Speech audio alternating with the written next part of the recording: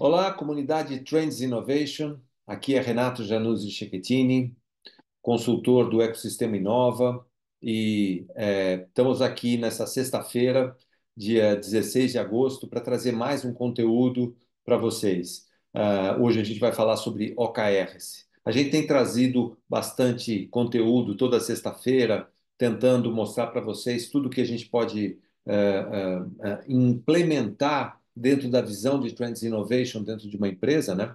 E OKRs, Objetivos e Resultados-Chave, são é um assunto bastante interessante para a gente discutir, porque a gente tem visto bastante nas empresas e a gente queria trazer esse assunto para espalhar um pouco do que a gente tem visto por aí e da importância que isso pode ter para a sua empresa. Bom, e quero compartilhar com vocês aqui um material que já está no link que foi para vocês também dentro do grupo de WhatsApp, onde vocês podem acompanhar num board do Miro tudo isso que eu estou falando. Vocês podem depois revisitar, entrar nesse board do Miro para olhar um pouquinho o que a gente está fazendo aqui, tá? Bom, eu vou falar de uma coisa que é o óbvio, né? Quando a gente fala de OKRs, a gente está falando de métricas, a gente está falando que é óbvio que a gente precisa medir o desempenho de uma empresa, medir a performance de uma empresa em vários aspectos, e que isso é importante. Quando eu comecei a pesquisar um pouco, há bastante tempo atrás, sobre OKRs, a primeira visão que eu tive foi de que é mais do mesmo. A gente está falando de indicadores, não é nada diferente de indicadores. Então, por favor, vamos falar de indicadores. É, Porque a gente está falando de métricas, né? E, na verdade, o que a gente tem é algo próximo de indicadores, mas que a concepção do OKR faz com que a gente tenha muito mais foco naquilo que a gente precisa medir. E essa é a grande diferença. Então, vamos avançando aqui. Eu queria só falar para vocês sobre o que é isso, então, o OKR. OKR significa, da sigla em inglês, Objectives and Key Results, objetivos e resultados-chave. Isso, a gente está falando aqui de métrica, de algo que precisa ser medido. Só que quando a gente fala de métrica, a gente está falando de indicadores, a gente está falando de KPIs e a gente está falando de OKR. Tudo isso se mistura muito e as pessoas começam a falar tudo isso como se fossem sinônimos. E não são exatamente sinônimos. Por quê? Indicador é tudo que eu consigo medir. Então, se eu consigo medir algum evento, alguma performance, eu tenho um indicador. Agora, quando eu estou falando de KPI, Key Performance Indicator, eu estou falando de um indicador-chave de performance. Então, algo que é chave, que é importante. Porque muitas coisas eu consigo medir dentro de uma empresa, dentro da performance de uma empresa, mas nem todos são chave. E quando eu estou falando de OKR, eu estou falando de objetivos e resultados-chave. Isso traz alguns questionamentos bastante diferentes que a gente quer discutir com vocês também aqui. Vou colocar aqui para vocês algumas das imagens que fazem com que a gente comece a pensar um pouquinho sobre isso. A tecnologia trouxe para dentro das empresas, a partir dos anos 90, ah, muita possibilidade da gente medir performance das empresas em vários aspectos. Seja a empresa espalhada por várias localidades do país, ou no mundo inteiro.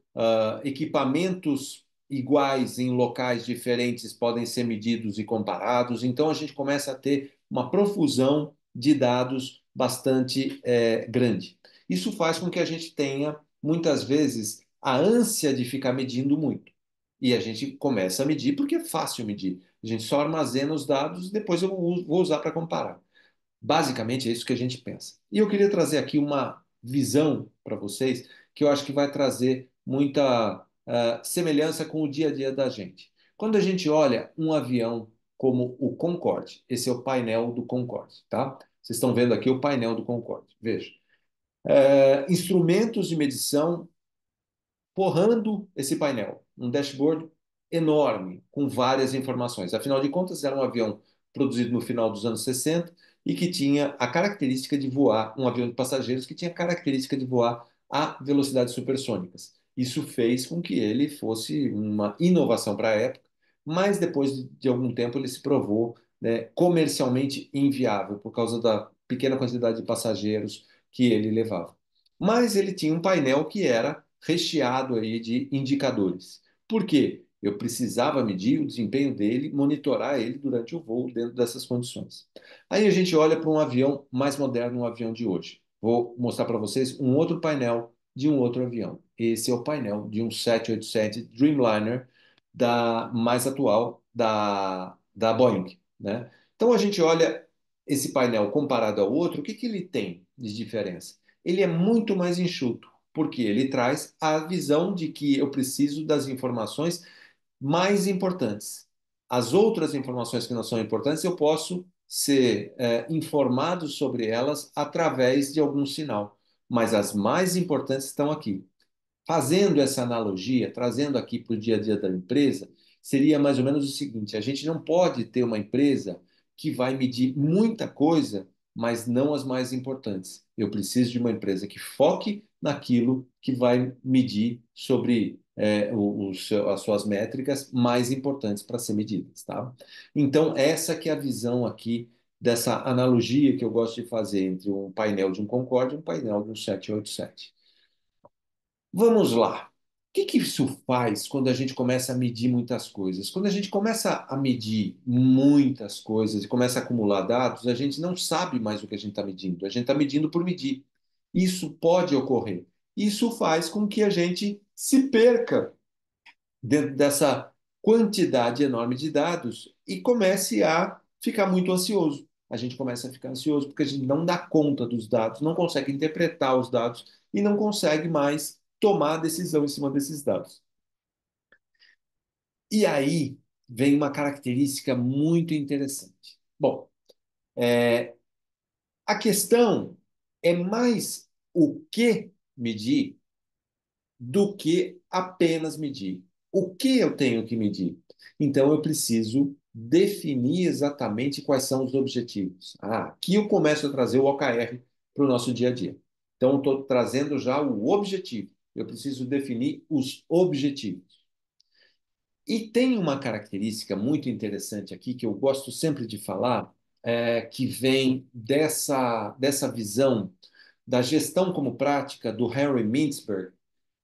Tem até um videozinho aqui que vocês podem, no próprio Miro, vocês podem clicar ali, tem um vídeo do YouTube, vocês assistem ali mesmo, ele falando sobre a tomada de decisão, né? E a tomada de decisão basicamente leva três características. Primeiro, aquelas pessoas que fazem primeiro, elas são muito mão na massa, elas fazem primeiro.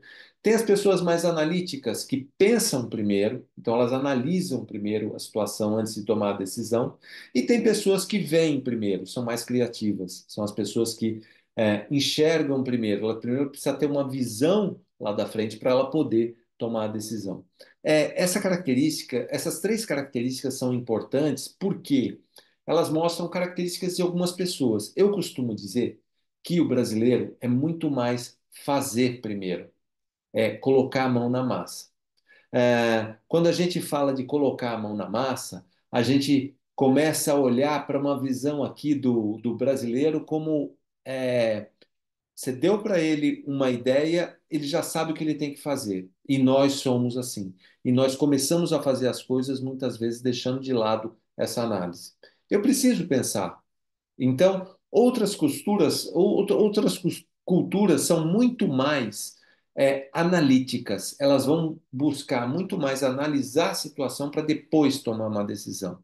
E tem outras culturas ainda que são ainda muito mais visionárias, criativas, que têm uma visão e partem na frente para a tomada de decisão. Inclusive, nesse vídeo do Harry Mintzberg, ele fala justamente sobre isso, sobre culturas que têm características diferentes. E ele faz uma pequena analogia bastante interessante, quando alguém encontra seu cônjuge, alguém com quem vai viver para o resto da vida. Tem pessoas que são essa visão mais de ver primeiro, que estão dobrando uma esquina, encontram uma pessoa e falam assim: essa é a pessoa com quem eu vou viver o resto da minha vida e vou constituir família. Ah, Tem pessoas que, algumas culturas principalmente, que para a gente pode parecer um pouco diferente, mas algumas culturas que são análises de parentesco, de condição familiar, que fazem com que a pessoa escolha uma ou outra pessoa. Normalmente mais no Oriente Médio e na Índia, as pessoas pensam mais dessa maneira. E outras pessoas são muito mais fazer primeiro, ou seja, experimentam. Olha, estamos juntos, vamos experimentar ficar juntos e vamos ver quanto tempo a gente consegue ficar junto. E vai fazendo dessa forma, experimentando. Então, dessa forma, a gente começa a perceber que algumas pessoas têm essas características, um pouco de cada uma delas. Essa é a visão que a gente procura ter um equilíbrio entre fazer, entre pensar, entre ver primeiro.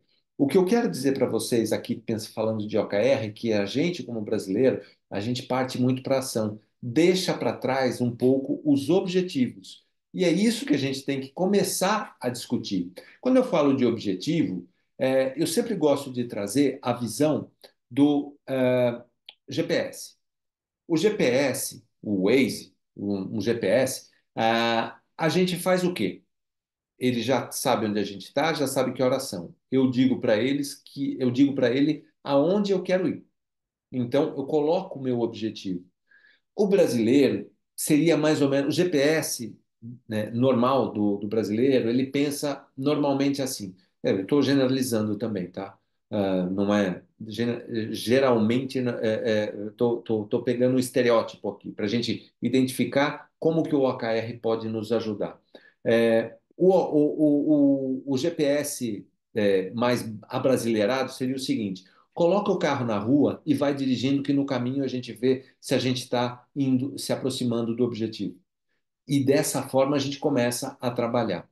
Já realmente como funciona o GPS é uma outra visão, ok? Eu estou num lugar, eu desejo ir até um outro lugar. Ele tem o quê? Ele tem uma latitude, uma longitude do local onde eu estou e tem uma latitude, uma longitude do local onde eu quero ir. Então, o meu objetivo é esse em vermelho, ele tem marcado aqui a latitude e longitude. Eu estou nessa latitude e longitude, ele busca o melhor caminho para eu chegar lá. Então, ele constrói esse caminho comparando duas latitudes e longitudes, duas coordenadas, tá? O tempo todo, o que ele vai fazer? Quando eu estiver no meio do caminho, ele vai continuar comparando e fazendo contas aqui de quanto tempo vai demorar para eu chegar lá. E ele vai me indicando isso. Então, a todo momento, ele está buscando essa aproximação. Isso é o OKR. Se a gente pudesse resumir o OKR, é isso. Eu tenho um objetivo, eu estou em um lugar e eu vou ser medido, nesse caso por latitude e longitude, qual é o meu grau de aproximação do meu objetivo, aonde que eu estou no meu objetivo. Então, quando a gente fala de OKR, a gente está falando do seguinte: é um objetivo e um resultado-chave.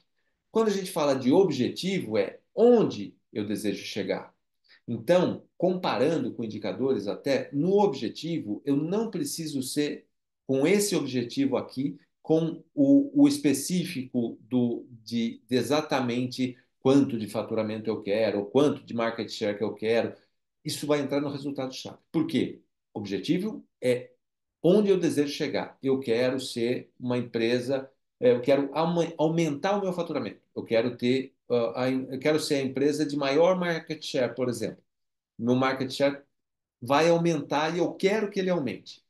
Mas qual que é? Quanto que você quer desse market share? O quanto de share de mercado que você quer? Na verdade, eu vou colocar aqui no resultado-chave o que indica que eu cheguei ou não no objetivo.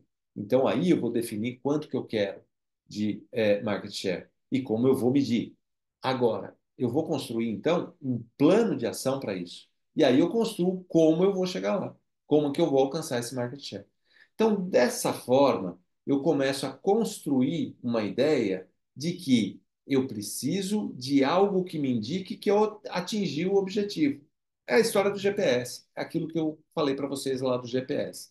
Então, isso ajuda muito quando a gente está falando de metodologias ágeis, porque eu estabeleço um objetivo, onde eu quero chegar, com backlog, com sprint, com alguma coisa assim, e determino como eu vou chegar lá através de um caminho, de um plano de ação. Então, os OKRs, eles ajudam muito dentro dos métodos ágeis, porque facilitam a forma como eu vou chegar no meu objetivo. Ele me dá o foco naquilo que eu tenho que conseguir. E aqui eu trouxe alguns exemplos para vocês, para justamente a gente poder visualizar um pouco melhor o que é o OKR. Então, por exemplo, eu quero aumentar faturamento. Então, quais são os meus KRs? Por exemplo, eu posso ter esse, que é faturamento da linha um de produtos em X milhões. Então, eu vou determinar quantos milhões eu quero de faturamento para a linha um. E como ele é diferente da linha 2, eu vou estabelecer um plano de ação específico para para essa linha de produtos um. Quando eu quero alguma coisa mais específica para a linha 2, eu tenho um plano de ação específico para a linha 2, que eu quero atingir Y milhões aqui de faturamento dentro da linha 2. Aí, claro, eu vou ser o mais específico possível, dentro de um período específico, mas eu vou aumentar o faturamento para algo a mais do que eu tenho aqui. Então, eu estou estabelecendo planos de ação para atingir faturamento, porque eu quero. Qual é o meu objetivo? Aumentar faturamento.